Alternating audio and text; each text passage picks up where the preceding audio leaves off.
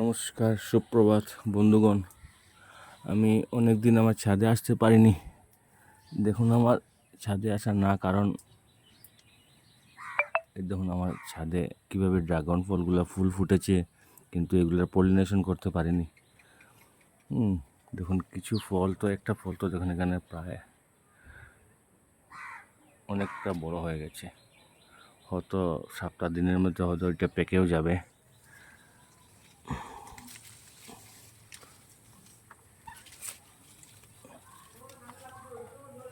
বাঁধা ছিল এইদিকে, কিন্তু খুলে গেছে হয়তো। এদিকে দেখুন আরেকটা ফল কিছুদিনের মধ্যে পেকে যাবে, লালটি কালার হয়ে আসছে।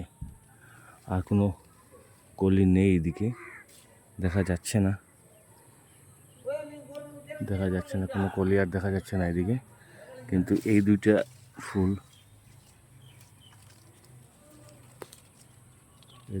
দেখুন এখানে দেখুন আরেকটা ছোট্ট আছে, এটা ফলটা এই যেখানে আরেকটা ছোট্ট ফল আছে, কিন্তু এখানে 3টে ছিল, একটা হয়তো পরে গিয়েছে।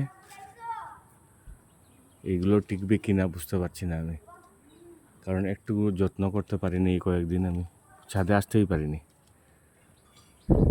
তাই যাদের এই ছাদ বাগানে আপনার এই ড্রাগন আছে, সবাই যত্ন করবেন কিন্তু, নাহলে ফল পাবেন না।